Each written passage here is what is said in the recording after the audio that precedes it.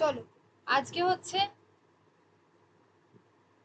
লীলা মজুমদারের লীলা মজুমদার থেকে আজকে পড়াবো। লীলা মজুমদার বাকি আছে তোমাদের, আর বাকি আছে হলো লীলা মজুমদারটা বাকি আছে, আর সমরেশ বসু বাকি আছে।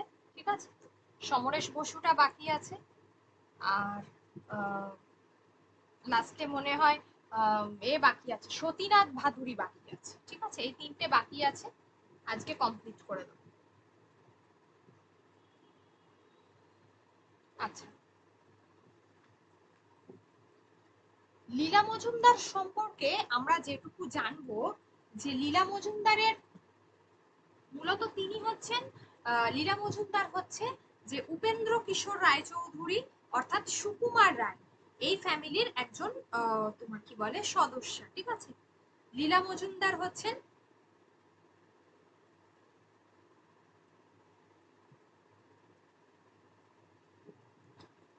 লীলা মজুমদার হচ্ছেন যে তার সম্পর্কে যদি আমরা বলতে চাই যে তিনি বেশ কিছু রম্য রচনা লিখেছেন, বা তিনি এমন এক ধরনের ভারতীয় লেখিকা।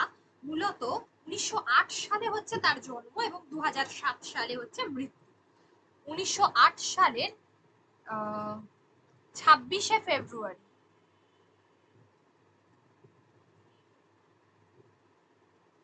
26শে ফেব্রুয়ারি হচ্ছে জন্ম। আর 5 এপ্রিল 2007, 5ই এপ্রিল, ওকে,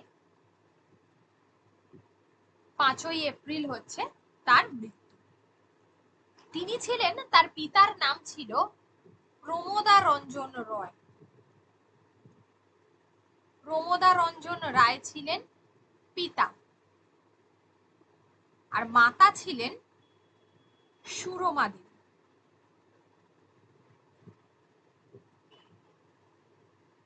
সুরমা দেবী ছিলেন মাতা। ঠিক আছে, লীলা ছিল তার বিবাহের আগের নাম। ঠিক আছে, উপেন্দ্র কিশোর রায়চৌধুরী মূলত যার নাম আগে ছিল কামোদা রঞ্জন রায়, তিনি ছিলেন এই প্রমোদা রঞ্জনের দাদা। তাহলে সেই ক্ষেত্রে কি হলো না, তোমার কি বলে লীলা মজুমদার হচ্ছেন উপেন্দ্র কিশোর রায়চৌধুরীর ভাইজি হন সম্পর্কে। ঠিক আছে, তাহলে সুকুমার রায়ের কে হবেন উনি? তিনি হচ্ছেন একজন খুড়তুতো বোন, আর সম্পর্কে সত্যজিৎ রায়ের হচ্ছে পিসিমা। ঠিক আছে, এই হলো তার পরিচয়। তিনি শিশুদের জন্য অনেক বইপত্র রচনা করেছেন। শিশুদের জন্য তিনি অনেক বইপত্র রচনা করেছেন। তার ছোটবেলাটা কেটেছিল শিলংয়ে। পরবর্তীকালে তিনি লোরেটোতে ভর্তি হন এবং সেখানে পড়াশোনা করেন, কনভেন্টে পড়াশোনা করেন। কলকাতা বিশ্ববিদ্যালয়ের ইংরাজিতে তিনি সর্বোচ্চ নম্বর পেয়েছিলেন। লেখাপড়ার ক্ষেত্র তার খুবই ভালো ছিল।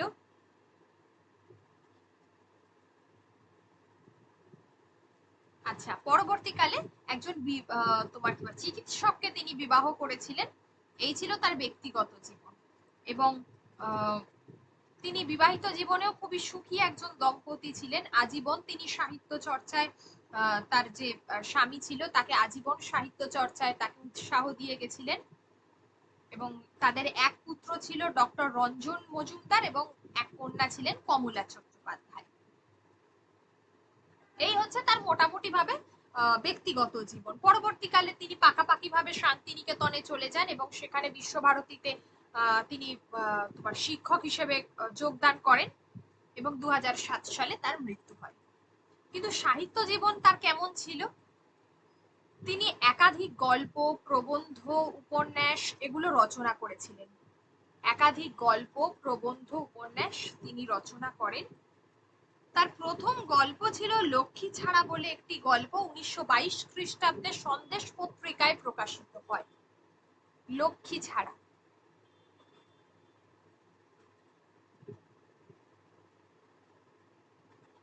যেটা 1922 খ্রিস্টাব্দে সন্দেশ পত্রিকায় প্রকাশিত হয়। ঠিক আছে,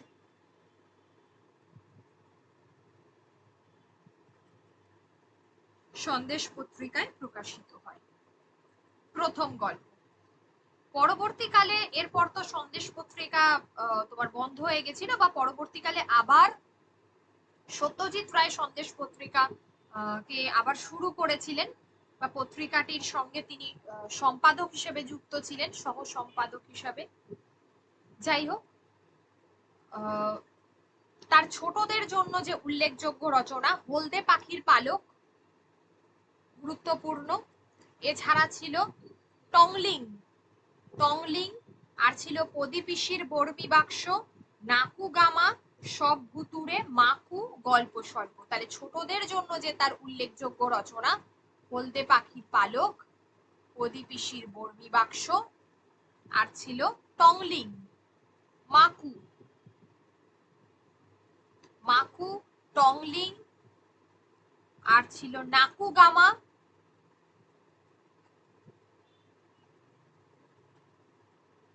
নাকুগামা, আর ছিল সব ভুতুরে,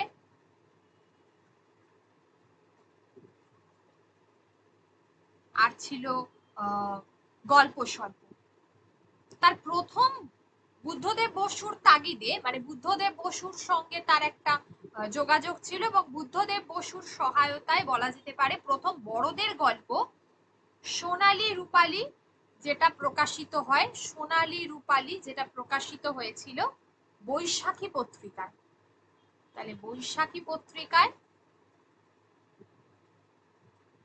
প্রথম বড়দের গল্প প্রকাশিত হলো, সেটা কি ছিল? সোনালী রূপালী।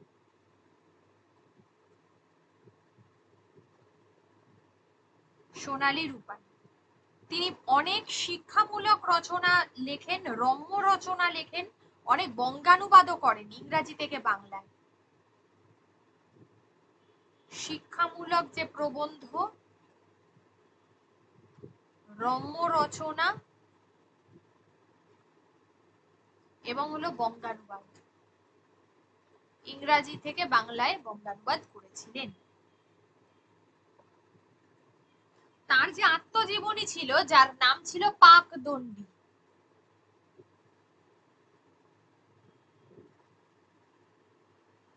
আত্মজীবনী,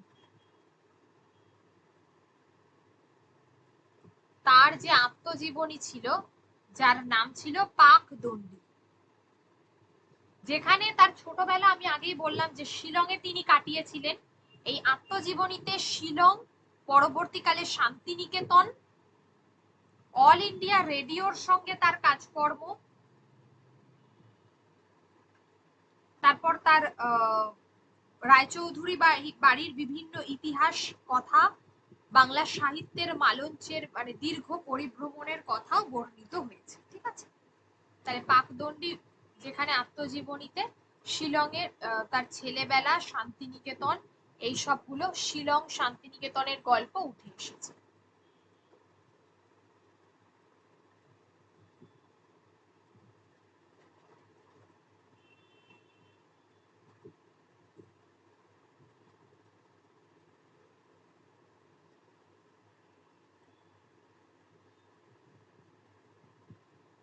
তার প্রথম আত্মজীবনী আর কোন খানের জন্য তিনি 1969 খ্রিস্টাব্দে রবীন্দ্র পুরস্কার পেয়েছিলেন।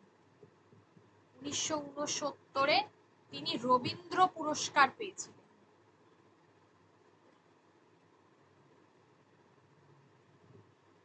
কি কারণে পেয়েছিলেন? না এই আর কোনখানে এই গ্রন্থের জন্য, আর কোনখানে এই গ্রন্থের জন্য তিনি 1969 খ্রিস্টাব্দে রবীন্দ্র পুরস্কার পান। ঠিক আছে, তার অনেক যেমন হচ্ছে যে বক বধ পালা খুব গুরুত্বপূর্ণ, চোর লণ্ঠন, বক ধার্মিক, বাঁশের ফুল, তারপর টংলিং, হলদে পাখির পালক, নাকুগামা, বদ্রীনাথের বড়ি, মণিমালা, এগুলো তার খুব উল্লেখযোগ্য গ্রন্থ। এগুলো ছিল তার খুবই উল্লেখযোগ্য গ্রন্থ। প্রদীপ পিসির বর্মি বাক্স, পরবর্তীকালে এটা ছোটদের ছিল একটা উপন্যাস। প্রদীপ পিসির যে বর্মি বাক্স, এটা ছিল তার ছোটদের উপন্যাস।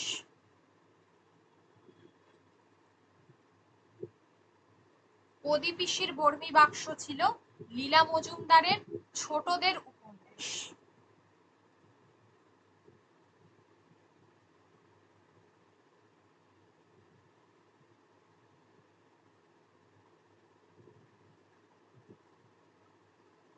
ঠিক আছে, ছোটদের উপন্যাস ছিল প্রদীপিসির বর্মী বাক্স,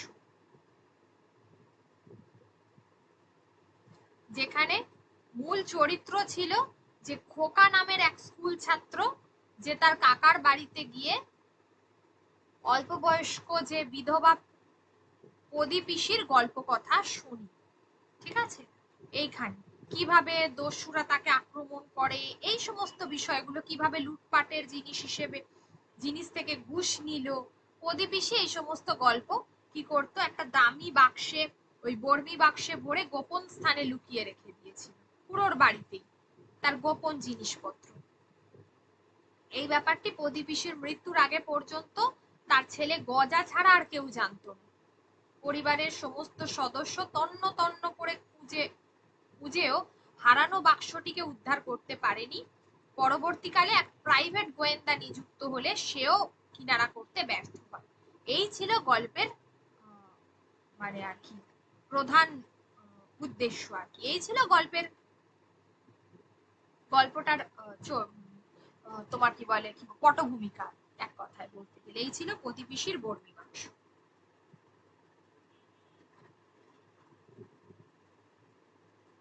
এটা ছোটদের জন্য খুবই গুরুত্বপূর্ণ ছিল। আর হচ্ছে যে প্রদীপিসির বর্মী বাক্স ছাড়াও তিনি তার সাহিত্য জীবনে, যেটা বললাম যে আনন্দ পুরস্কার পেয়েছেন, সঙ্গীত নাটক একাডেমি পুরস্কার পেয়েছেন বক ধার্মিক বা বধপালা নাটকের জন্য। ঠিক আছে, বধপালা,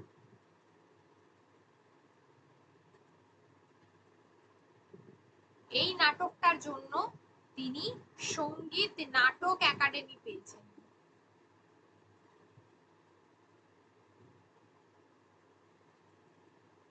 সঙ্গীত নাটক একাডেমি পুরস্কার পেয়েছিলেন। কত সালে পেয়েছিলেন? 1959, 1959 পেয়েছিলেন। রবীন্দ্র পুরস্কার পেয়েছিলেন, আনন্দ পুরস্কার পেয়েছিলেন। এইগুলো এর থেকে বেশি গুরুত্বপূর্ণ আর যে দেশিকোত্তম পেয়েছিলেন, ডিলিট পেয়েছিলেন, ব্যাস এগুলোই ছিল তার গুরুত্বপূর্ণ কাজ।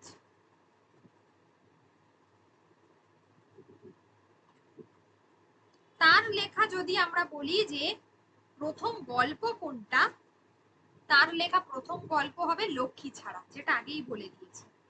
লক্ষ্মী ছাড়া 1922 প্রকাশিত হয় সন্দেশ পত্রিকা। তার রচিত উপন্যাসের কথা বলতে গেলে আমরা বলবো যে চীনে লণ্ঠন, হলদে পাখির পালা, এইগুলো, হলদে পাখির পালক। আর সোনালী রূপালী, যেটা বড়দের জন্য লেখা গল্প, সেটা বৈশাখী পত্রিকায় প্রকাশিত হয়। আচ্ছা, লীলা মজুমদার বাংলায় কি অনুবাদ করেছিলেন? বাংলায় তিনি অনুবাদ করেছিলেন গ্যালিভার ট্রাভেলস, বিখ্যাত গল্প গালিভার ট্রাভেলস।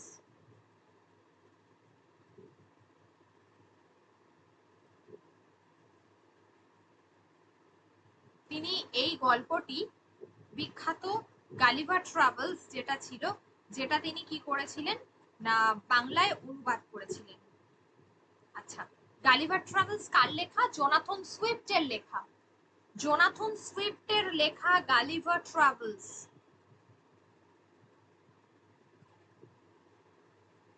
আমি একটু শেষের দিকে লিখে দিচ্ছি, এখানে অনেকটা জায়গা আছে বলে। GULLIVERS, ঠিক আছে। কার লেখা? জোনাথন সুইফট, অরিজিনালি জোনাথন সুইফটের লেখা, যেটা লীলা মজুমদার বাংলায় অনুবাদ করেছিলেন। ঠিক আছে, এটা একটা বিখ্যাত নোভেল, এটা একটা বিখ্যাত উপন্যাস, একদম তোমার কি বলে গ্রামের দিককার বর্ণনা নিয়ে লেখা সেইটা। ওনার আত্মজীবনী ছিল পাকদণ্ডী। আচ্ছা, ওনার লেখা প্রথম যদি আমি বলি যে ওনার লেখা প্রথম গ্রন্থ কি হবে, তাহলে অবশ্যই প্রথম ছোট গল্প হলো তোমার কি বলে লক্ষ্মী ছাড়া, এ কথা ঠিক। আর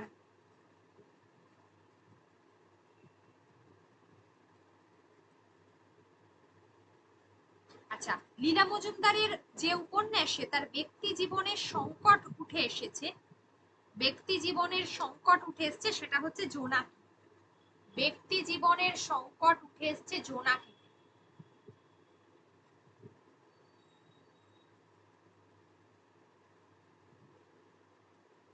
জোনাকি।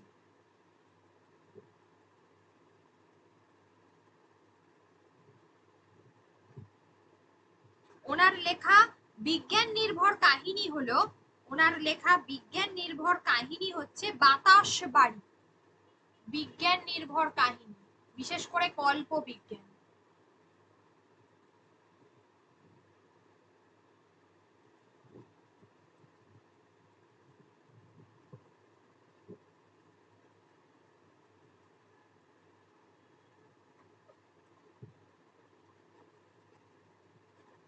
বাতাস বাড়ি।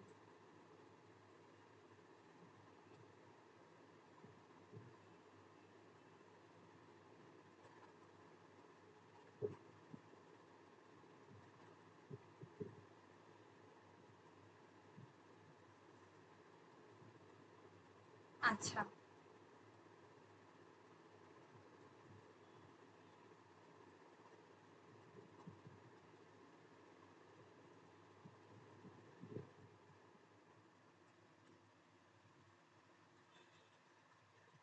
বাতাস বাড়ি হচ্ছে ওনার লেখা কল্প বিজ্ঞান নির্ভর কাহিনী। সোনালী রূপালী তিনি লিখেছিলেন বুদ্ধদেব বসুর সহায়তায়। রবীন্দ্র পুরস্কার আর কোন খানের জন্য পেয়েছিলেন। মনের কথা কোন ধারাবাহিক, এই যে কোন পত্রিকায় ধারাবাহিকভাবে প্রকাশিত হয়েছিল তার, সেটা হচ্ছে মনের কথা সন্দেশ পত্রিকায় প্রকাশিত হয়। মনের কথা সন্দেশ পত্রিকায় প্রকাশিত হয়।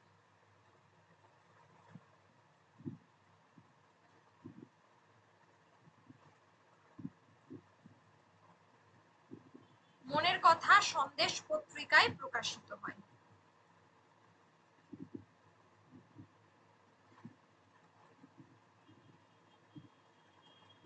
এছাড়া প্রদীপিসির বর্মী বাক্স যেটা ফিল্ম হয়েছিল সেটা কত সালে হয়, 1972।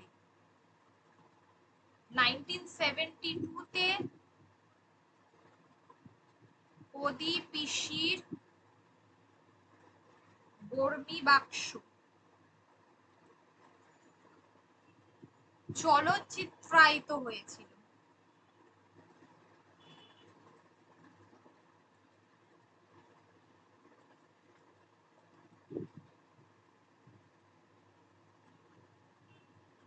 ঠিক আছে, চলচ্চিত্রে রূপায়ণ হয়। ছোটদের গল্প তিনি সন্দেশ, শিশু সাথী এবং মৌচাক। সন্দেশ, শিশু সাথী,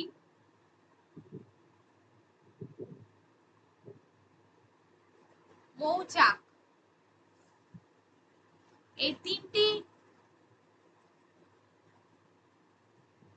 পত্রিকাতেই লেখেন।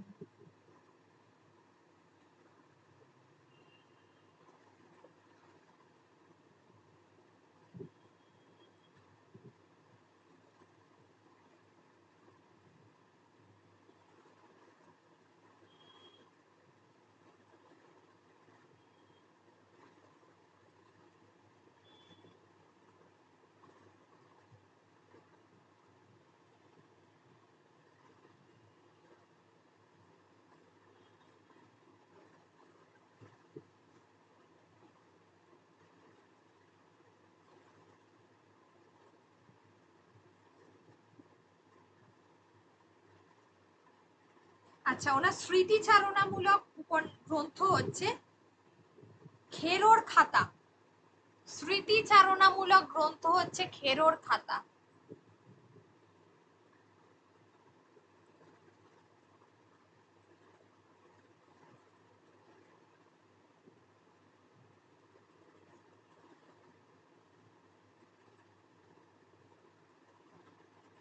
খেরোর খাতা।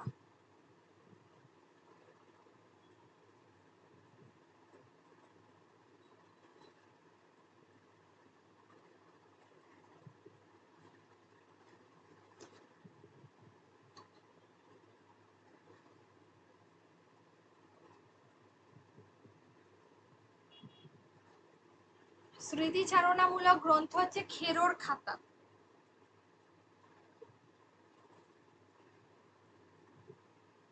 এই হলো ওনার যা যা আর কি রচনা শৈলী আছে বা যা যা গ্রন্থ আছে সেইগুলো।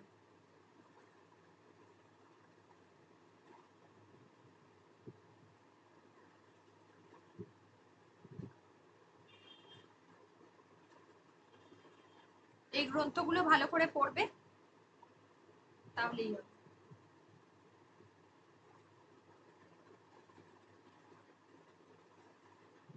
মোটামুটি ভাবে এই হচ্ছে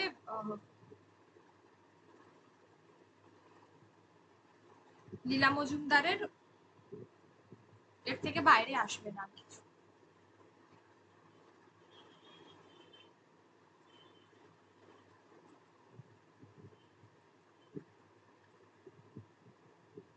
আচ্ছা, এবারে হলো সতীনাথ ভাদুড়ী।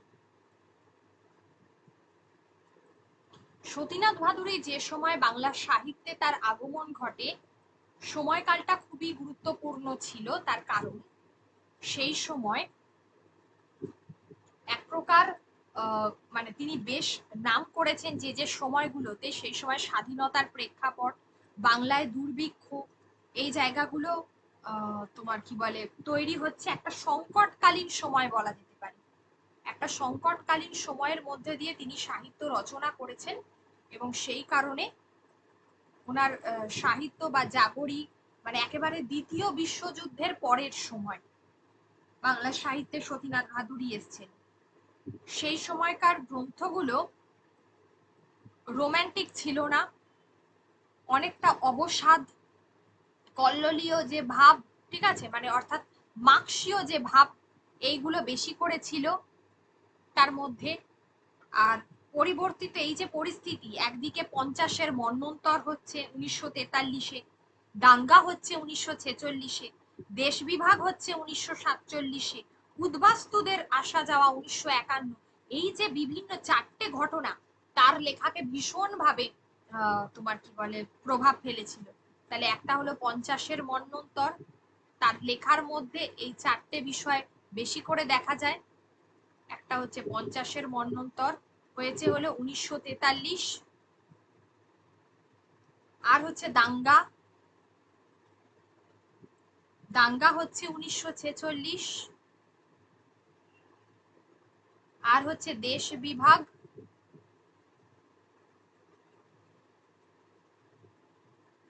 দেশ বিভাগ হচ্ছে 1947, উদ্বাস্তু সমস্যা,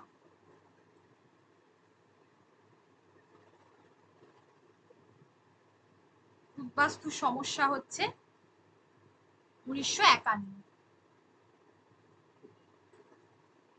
এই সমস্যাগুলো অনেক বেশি করে সেই সময় তার লেখার মধ্যে উঠে আসে। তার লেখার কিন্তু তিনি বলা যেতে পারে তারাশঙ্করের লেখার একটা যোগ্য উত্তরসূরি, মানে তারাশঙ্করের সঙ্গে তার লেখা, সুবোধ ঘোষ, তারাশঙ্কর বন্দ্যোপাধ্যায়, মানিক বন্দ্যোপাধ্যায় এবং তোমাকে বলে বলাইচাঁদ মুখোপাধ্যায়, এদের লেখার সঙ্গে কিন্তু তার লেখার যথেষ্ট মিল আছে। কিন্তু মানিক বন্দ্যোপাধ্যায়ের লেখার মধ্যে যে ধরনের ফ্রয়েডীয় তত্ত্ব বা এই ধরনের বিষয়গুলো রয়েছে, সেগুলো কখনোই সতীনাথ ভাদুড়ীর লেখার মধ্যে আসেনি। তার প্রথম এবং সব থেকে বিখ্যাত উপন্যাস জাগরি 1945 খ্রিস্টাব্দে প্রকাশিত হয়। এই উপন্যাস এতটাই বিখ্যাত ছিল যে রাজনৈতিক উপন্যাস হিসেবে 1950 খ্রিস্টাব্দে মানে প্রকাশিত হওয়ার 5 বছরের মধ্যেই জাগরি একেবারে খ্যাতিতে প্রতিষ্ঠিত হয়, পুরস্কৃত হয়। জাগরির প্রথম সংস্করণ থেকেই তার যে ভাব, রাজনৈতিক মতবাদ, সেই সংঘাত, সেটা কিন্তু তার লেখার সঙ্গে জড়িত ছিল। এক কথায় তাহলে জাগরিকে আমরা কি বলতে পারি? জাগরিকে আমরা রাজনৈতিক উপন্যাস বলতে পারি। জাগরিকে আমরা রাজনৈতিক উপন্যাস বলতে পারি। ঠিক আছে,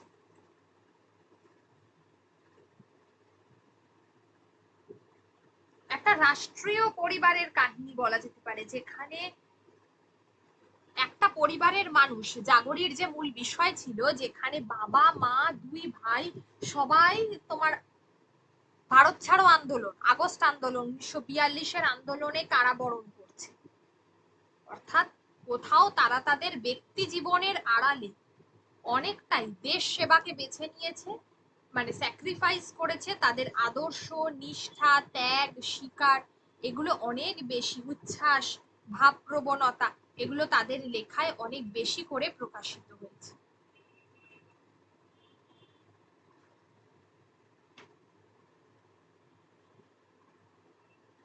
তাদের লেখায় এগুলো অনেক বেশি করে প্রকাশিত হয়েছে। পরবর্তীকালে জাগরি যতটাই বিখ্যাত ছিল, ততটাই বিখ্যাত ছিল হচ্ছে ঢোড়াই চরিত মানুষ।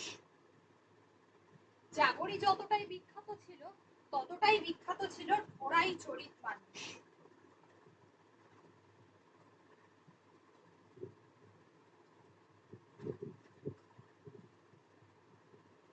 জাগরির জন্য তিনি রবীন্দ্র পুরস্কার পেয়েছিলেন। আবার জাগরিকে শুধুমাত্র রাজনৈতিক উপন্যাস বললে ভুল হবে, যেটা তার মনস্তাত্ত্বিক উপন্যাসও বলা যেতে পারে, তবে মনস্তাত্ত্বিক রাজনৈতিক উপন্যাস বলা যেতে পারে। ঠিক আছে, এটি সতীনাথের জীবনে, অনেকেই বলে যে ঢোড়াই চরিত মানুষ হচ্ছে সতীনাথের শ্রেষ্ঠ উপন্যাস, কিন্তু জাগরিও ছিল সতীনাথ ভাদুড়ির একটি অন্যতম বিখ্যাত উপন্যাস। ঠিক আছে, যদিও শ্রেষ্ঠ উপন্যাস আমরা ঢোড়াই চরিত মানুষকে বলবো। শ্রেষ্ঠ উপন্যাস আমরা কাকে বলবো? ঢোড়াই চরিত মানুষকে বলবো। ঠিক আছে,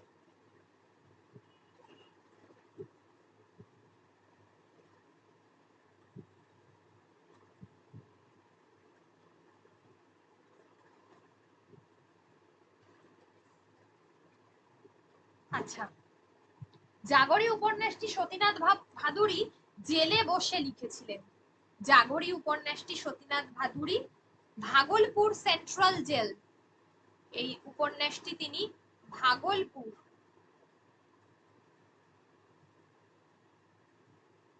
সেন্ট্রাল জেল, এই সেন্ট্রাল জেলে বসে তিনি লিখেছিলেন।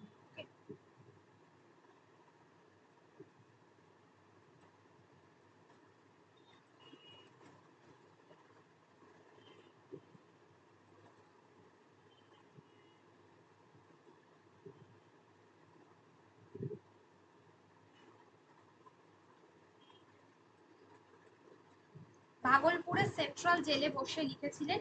এটি রবীন্দ্র পুরস্কার পায়। মূলত সতীনাথ ভাদুড়ের যে জাগরি উপন্যাসের যে পটভূমি ছিল, সেটা হচ্ছে, জাগরি উপন্যাসের পটভূমি ছিল 42-এর আন্দোলন, পূর্ণিয়া জেলা এবং তার জনজীবন। তাহলে জাগরি উপন্যাসের পটভূমি কি ছিল? একটা হচ্ছে 42-এর ভারত ছাড়ো আন্দোলন, আর কি ছিল? পূর্ণিয়া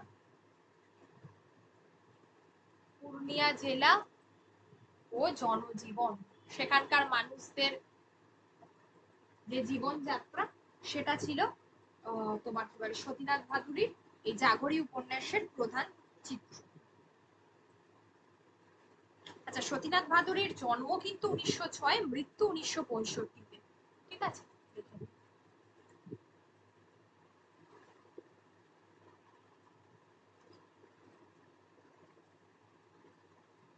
তিনি বহু ভাষায় লিখেছিলেন। চিত্রগুপ্ত ছদ্মনাম ব্যবহার করতেন। চিত্রগুপ্ত ছদ্মনাম ব্যবহার করেন। চিত্রগুপ্ত ছদ্মনাম তিনি ব্যবহার করেছিলেন।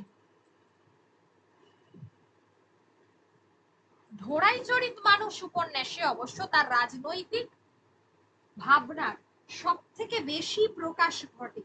ঢোড়াই চরিত মানুষ একটা বিস্ময়কর উপন্যাস, যেখানে কি বলবো, পুরাণের ঘটনা বা পৌরাণিক ঘটনা বা ধরে নাও আমি বলবো যে ঠিক পুরাণ রামায়ণের ঘটনা, তুলসীদাসের রামায়ণ এই উপন্যাসের বিন্যাস ছিল। মানে শুধুমাত্র উপন্যাসটা কিন্তু রাজনৈতিক তোমার কি বলে জীবন নিয়েই লেখা হয়েছে এমনটা নয়, ঢোড়াই চরিত মানুষেও কিন্তু তুলসীদাসের রামায়ণের কথা উল্লেখ আছে। আবার বিহারের কথাও উঠে এসেছে, ঠিক আছে, বিহারের কথাও উঠে এসেছে।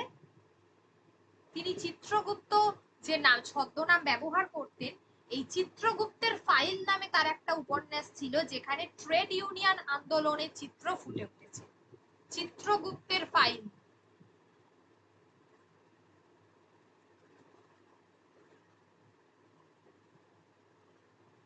সালগুলো গুরুত্বপূর্ণ, ঢোড়াই চরিত মানুষের সাল গুরুত্বপূর্ণ,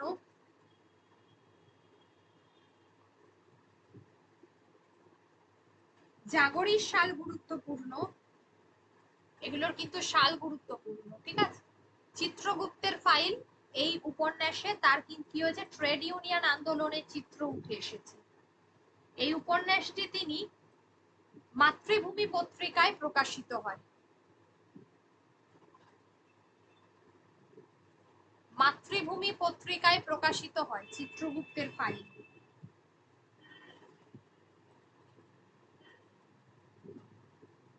ঢোড়াই চরিত মানুষ তোমার কি বলে প্রথম যে সংস্করণ হয়েছিল 1949-এ একটা, আর দ্বিতীয় খণ্ড 1951-তে। চিত্রগুপ্তের ফাইল 1949-এ। 1949-এ চিত্রগুপ্তের ফাইল হয়েছিল। অচিন রাগিনী যেটা আছে দেখো 1954-তে। সংকট ছিল 1900, আচ্ছা সংকট কিন্তু এটা না 57 হবে, এটা ঠিক করে নাও, 57 হবে সংকট 1957, আর দিগভ্রান্ত হচ্ছে 1966, এটা ঠিক আছে। দিগভ্রান্ত হলো 1966, এটা ঠিক আছে।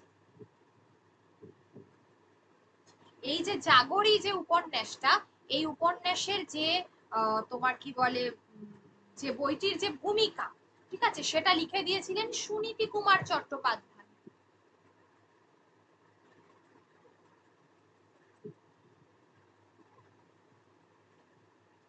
সুনীতি কুমার চট্টোপাধ্যায় বিখ্যাত যে প্রাবন্ধিক বলো বা বাংলা সাহিত্যের বিখ্যাত সমালোচক বলো, সেই ব্যক্তি সুনীতি কুমার চট্টোপাধ্যায়, যিনি জাগরি উপন্যাসের এই ভূমিকার অংশটা লিখে দেন।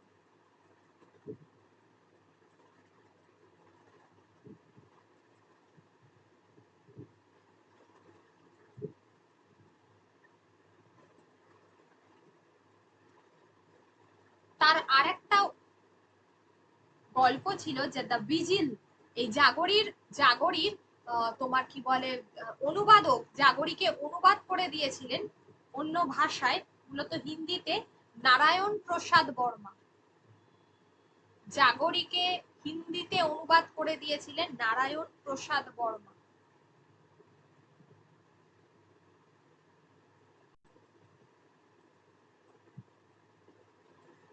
জাগরির হিন্দি অনুবাদক।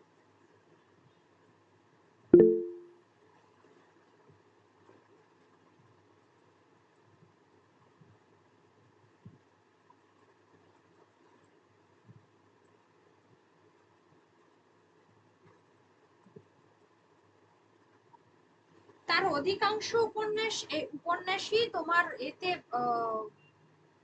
জাগরিত একটা হচ্ছে যে এটা প্রকাশিত হয়েছিল কোনো পত্রিকায় নয়, মূলত পাবলিশার্স থেকে প্রকাশিত হয়েছিল, বেঙ্গল পাবলিশার্স থেকে। বেঙ্গল পাবলিশার্স থেকে তিনটেই প্রকাশিত হয়, চিত্রগুপ্তের ফাইল, জাগরি, আবার তোমার ঢোড়াই চরিত মানুষ।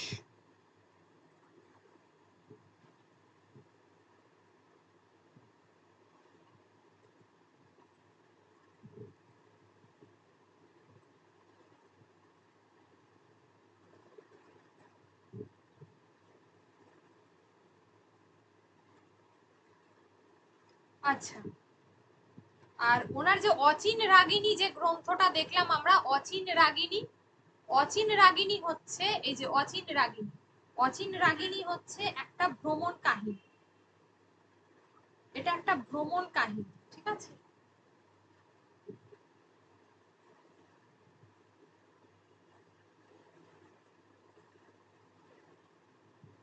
ভ্রমণ কাহিনী।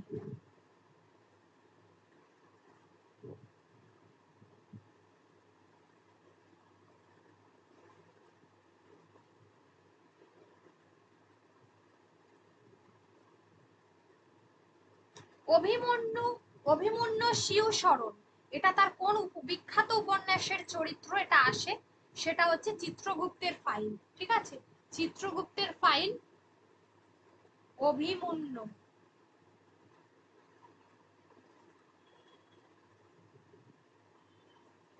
অভিমন্যু হচ্ছে শিউ শরণ।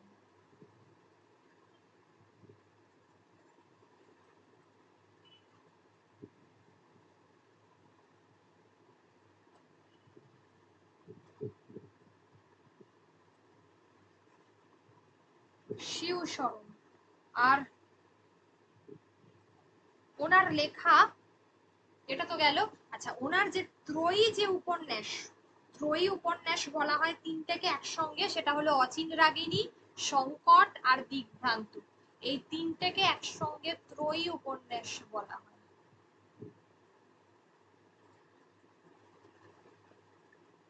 ত্রয়ী উপন্যাস বলা হয় অচিন রাগিনী, সংকট আর দিগ্ভ্রান্ত, এই তিনটে উপন্যাসকে ত্রয়ী উপন্যাস বলে, যার মধ্যে অচিন রাগিনীতে মানসিক সম্পর্ক, মান অভিমান এইগুলো, সংকট উপন্যাসেও তাই।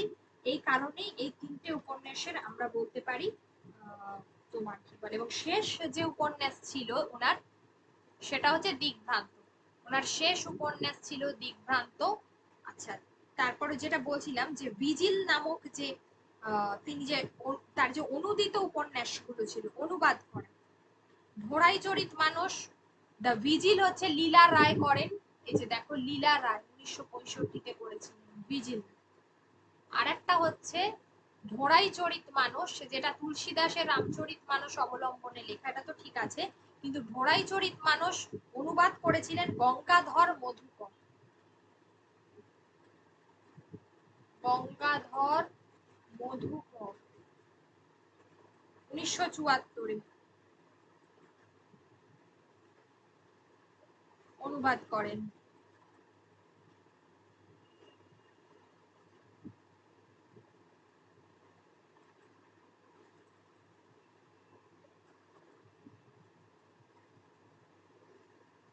ছোট গল্প উনি যা যা লিখেছেন, যার মধ্যে ছোট গল্প উনি যা যা লিখেছেন, তার যে গল্প সূচি আমরা জানি, যার মধ্যে গণনায়ক, গণনায়ক 1940 থেকে 1964, 1940 থেকে 64, এই সময় তার হচ্ছে 7টি গল্পের বই বেরিয়েছে, এগুলো গল্প গ্রন্থ, 7টি গল্পের বই বেরিয়েছিল। মোট তিনি 60 থেকে 70টি গল্প রচনা করেন।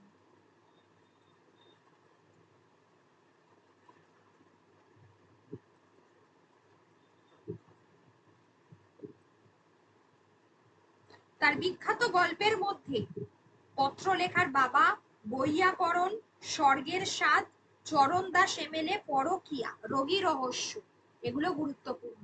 ওনার প্রথম গল্প গ্রন্থ ছিল গণনায়ক, গণনায়ক ছিল প্রথম গল্প গ্রন্থ 1948-এ, 1948-এ। অপরিচিতা 1954, এটা খুব বিখ্যাত, এখানে বিখ্যাত গল্পগুলো রয়েছে অপরিচিতাতে। অপরিচিতা হচ্ছে 1954, যার বিখ্যাত গল্পের মধ্যে অপরিচিতা যেটা নাম গল্প, আর রথের তলে, ষড়যন্ত্র, মামলার রায়, এইগুলো রয়েছে।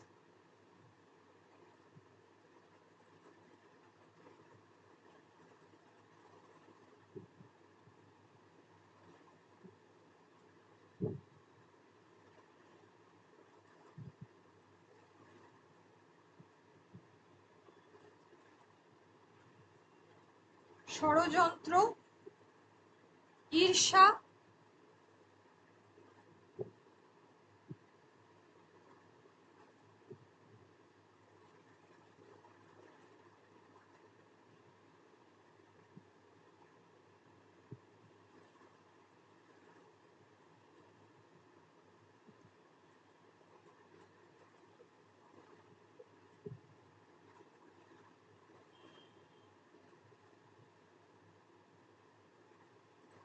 ঈর্ষা, এইগুলো।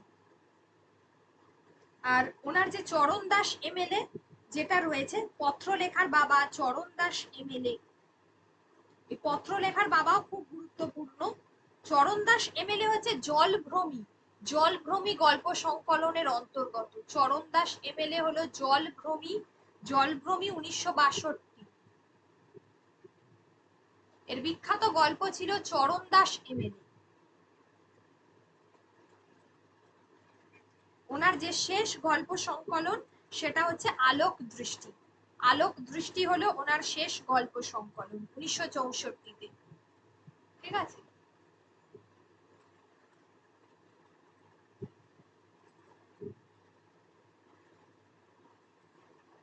এছাড়াও তিনি প্রবন্ধ লেখেন, এছাড়াও তিনি প্রবন্ধ লেখেন আর আর হচ্ছে জার্নাল লেখেন, প্রবন্ধ লেখেন, এইগুলো তিনি রচনা করেছেন। জার্নাল, প্রবন্ধ।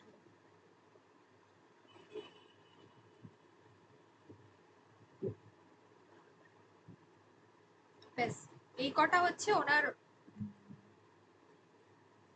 এটাই ওনার সম্পর্কে বলা যায়।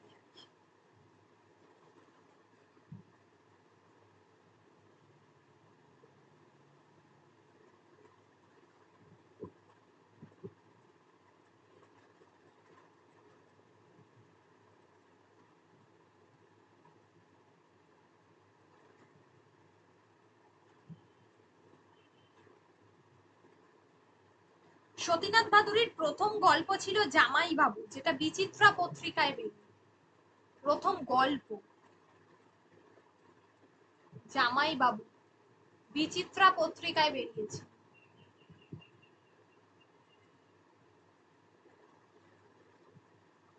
1931-এ, গল্প গ্রন্থ নয়, হ্যাঁ, প্রথম গল্প 1931-এ বেরিয়েছে।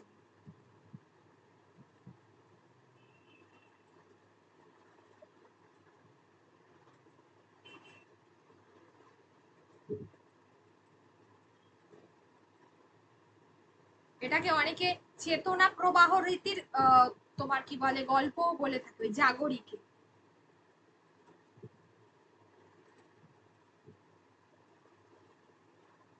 এটা অর্ধ তোমার কি বলে বলা যেতে পারে যে অর্ধ এটা তোমার আত্মজীবনীমূলক উপন্যাসও বলা যেতে পারে, অর্ধ আত্মজীবনীমূলক উপন্যাস। যার জন্য 1950-এ রবীন্দ্র পুরস্কার তিনি পেয়েছিলেন। 1950-এ রবীন্দ্র পুরস্কার পেয়েছিলেন। প্রথম প্রকাশিত হয় সমবায় পাবলিশার্স থেকে। ঠিক আছে, সমবায় পাবলিশার্স থেকে, বললাম বেঙ্গল পাবলিশার্স যেটা ওটাই, সমবায় পাবলিশার্স থেকে প্রকাশিত।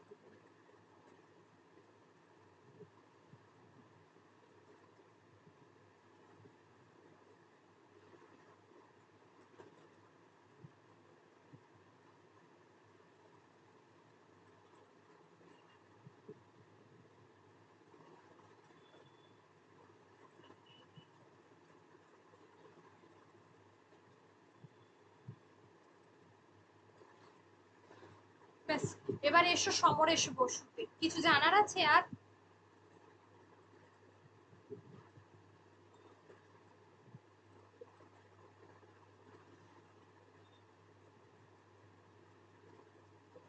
সমরেশ বসু।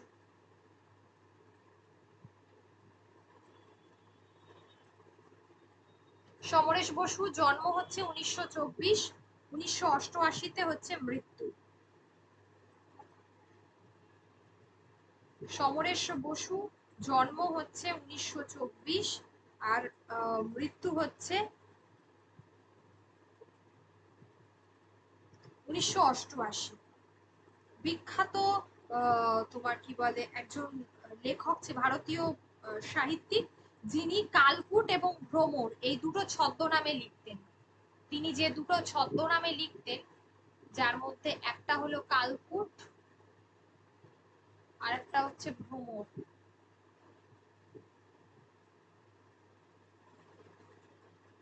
এই দুটো ছদ্মনামে তিনি লিখতেন। শ্রমজীবী মানুষের জীবন এইসব তার লেখায় অনেক বেশি ফুটে উঠেছে। 1980 সালে একাডেমি পুরস্কার পেয়েছিলেন, সাহিত্য একাডেমি পুরস্কার পেয়েছিলেন তিনি। সাহিত্য একাডেমি পুরস্কার পেয়েছিলেন 1980 সালে।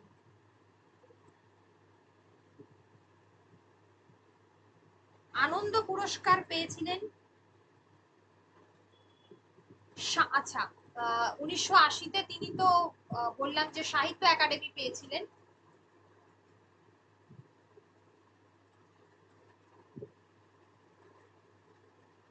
সাহিত্য একাডেমি পেয়েছিলেন, এটা কোন উপন্যাসের জন্য পেয়েছিলেন বলো? শাম্ভু।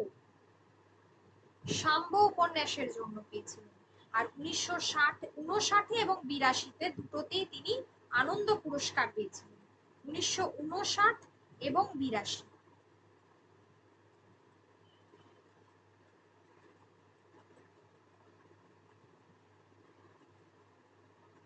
রবীন্দ্র পুরস্কার পেয়েছিলেন। তার প্রথম উপন্যাস ছিল নয়নপুরের মাটি। তার প্রথম উপন্যাস ছিল নয়নপুরের মাটি। ঠিক আছে।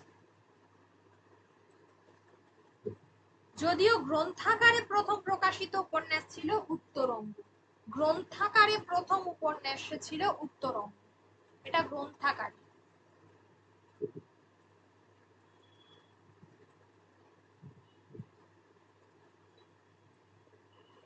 আর নইলে প্রথম উপন্যাস হবে নয়নপুরের মাটি।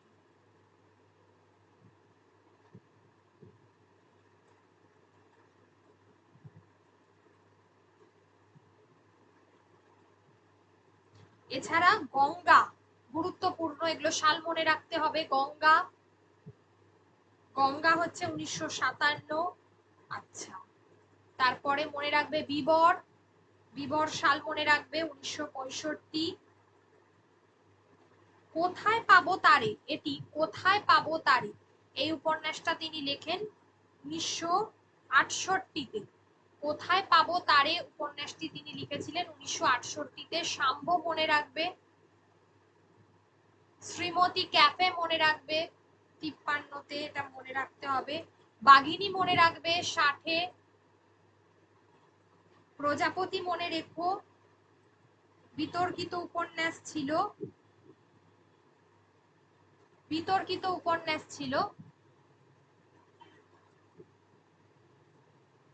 তিনি কালকুট ছদ্মনামে লিখেছিলেন দুটো উপন্যাস, একটা অমৃত কুম্ভের সন্ধানে, একটা কোথায় পাবো তারি। কালকুট ছদ্মনামে তিনি লিখেছিলেন দুটো উপন্যাস। কালকুট, কালকুট ছদ্মনামে দুটো উপন্যাস লিখেছিলেন, একটা হলো অমৃত কুম্ভের সন্ধানে আর একটা হলো কোথায় পাবো তারি।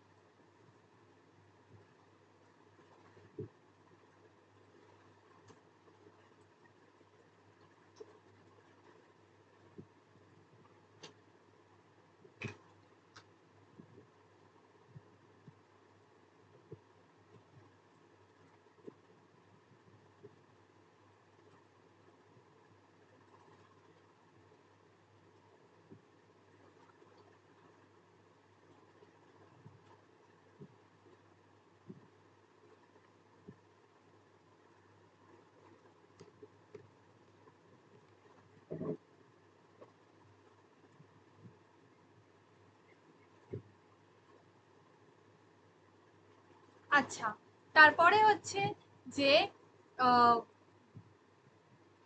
প্রজাপতি যে উপন্যাসটি, এটা শারদীয় দেশ পত্রিকাতে প্রকাশিত হয়, শারদীয় দেশ পত্রিকায় প্রকাশিত হয়।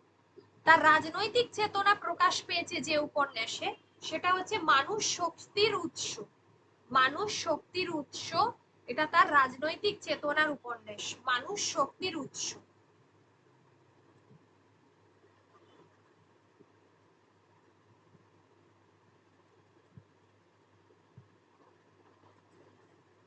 রাজনৈতিক চেতনার উপন্যাস।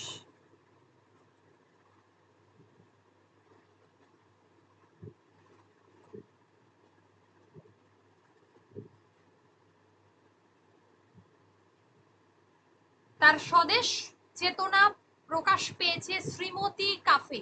শ্রীমতী কাফে 1953 সেই উপন্যাসে স্বদেশ চেতনা।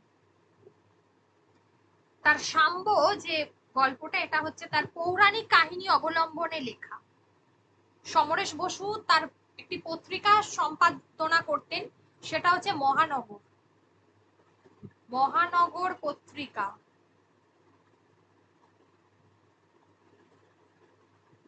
সম্পাদনা করতেন।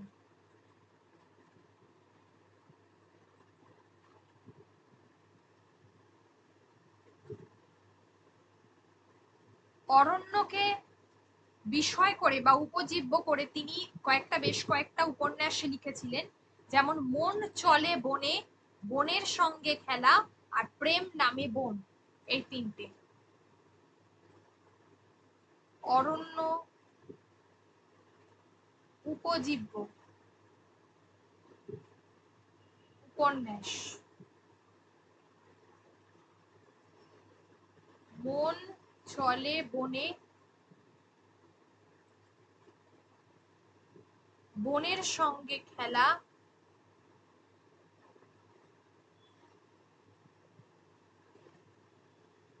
আর হলো প্রেম নামে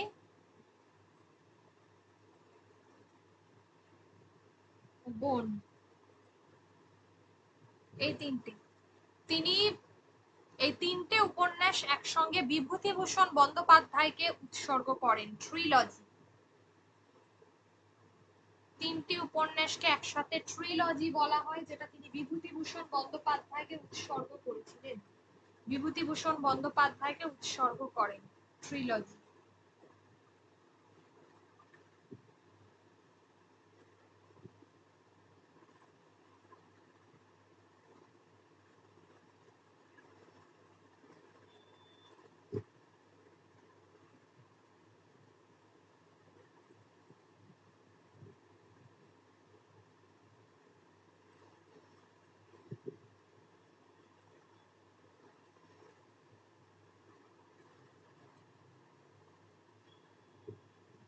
ট্রিলজি, ঠিক আছে।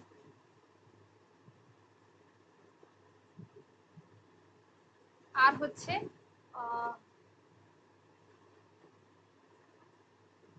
এইটুকু। আর দ্বিতীয়, আচ্ছা, ওনার এবার গল্পগুলো বলবো। এটা তো ওনার তোমার কি বলে উপন্যাসগুলো বললাম। ওনার গল্পের মধ্যে গুরুত্বপূর্ণ হচ্ছে শাল। এইগুলো দেখো, এগুলো ছাড়া আর সেরকম ভাবে তোমার কি বলে, এগুলো এখানে মোটামুটি ভাবে আমি করে দিয়েছি বেশ কিছু জিনিস। আর শাল গল্পগুলোর মধ্যে ওনার প্রথম রচনা হচ্ছে আদাব, 1946-এ। 1946-এ প্রথম গল্প হচ্ছে আদাব, যেটা শারদীয় দেশ, শারদীয় তোমার কি বলে পরিচয় দেবে, শারদীয় সংখ্যা।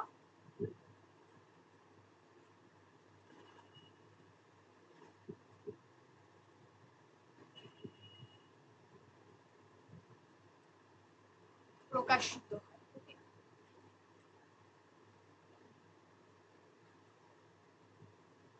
এটা যাচ্ছে তার সব থেকে, যেগুলো বললাম যে বাঘিনী, শ্রীমতী কাফে, বিবর, প্রজাপতি।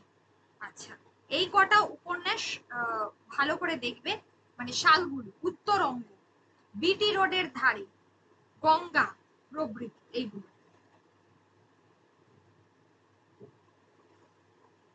তার কিমলিশ ছোট গল্পটা খুব গুরুত্বপূর্ণ। কিমলিশ, কিমলিশ বলে যে ছোট গল্পটি ছিল, খুবই গুরুত্বপূর্ণ।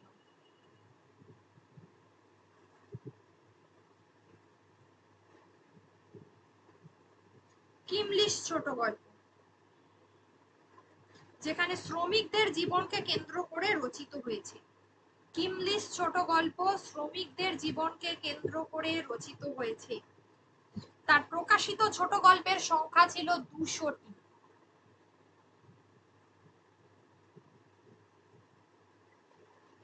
200টি ছোট গল্প তিনি রচনা করেন, ছোট গল্পের সংখ্যা, যার মধ্যে মরশুমের একদিন, অকাল বৃষ্টি, তারপরে হচ্ছে উত্থান, মানুষ, বনলতা, ধর্ষিতা, এগুলো গুরুত্বপূর্ণ। সুবর্ণা,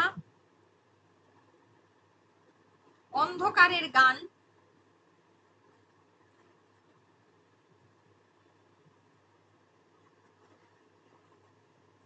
আমি তোমাদেরই লোক, আলোয় ফেরা, রজকিনী প্রেম, এগুলো হচ্ছে সব থেকে গুরুত্বপূর্ণ ছোট গল্প।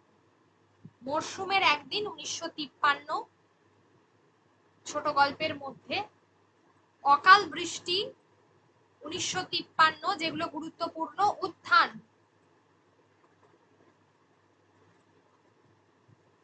উত্থান হলো 1966,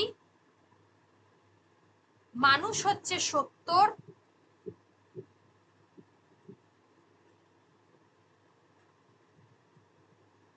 ধর্ষিতা 1972,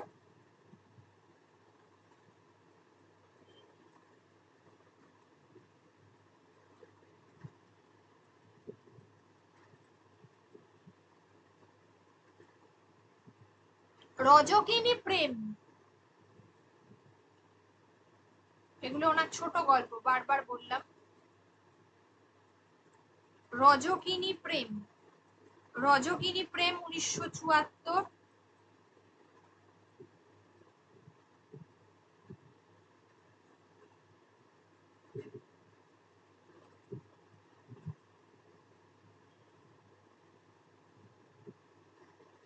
রজকিনী প্রেম 1974। আচ্ছা, আর হচ্ছে আলোয় ফেরা, আমি তোমাদেরই লোক 1986।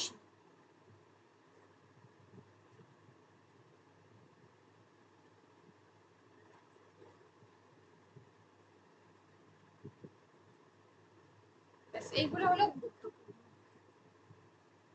এই হলো সমরেশ বসু। মোটামুটি ভাবে তোমাদের কথা সাহিত্য, ওনার শ্রেষ্ঠ গল্পের সংকলন 1967-তে বেরোয়, শ্রেষ্ঠ গল্পের সংকলন 1967-তে বেরোয়। এই হচ্ছে ওনার টোটাল কথা সাহিত্য। শেষ করলাম কথা সাহিত্য। এরপর আমরা কাব্যটা পড়বো। কাব্যটা বুধবার দিন ধরবো না, বুধবার দিন হচ্ছে তোমার সমাস পড়াবো, ব্যাকরণ, তারপরে কাব্যটা, ঠিক আছে? আজকে আর কেউ তো সেরকম ভাবে ক্লাস করছে না, বিএড এর পরীক্ষা আছে, আজকে থাক। তো আমি দশম শ্রেণীর সাহিত্য সঞ্চয়নটা এরপরে দেবো, ঠিক আছে? নোটটা দিয়ে দেবো তোমাদেরকে। আজকে তাহলে এই অবধি। ওয়েডনেসডে ক্লাস হবে, বুধবার।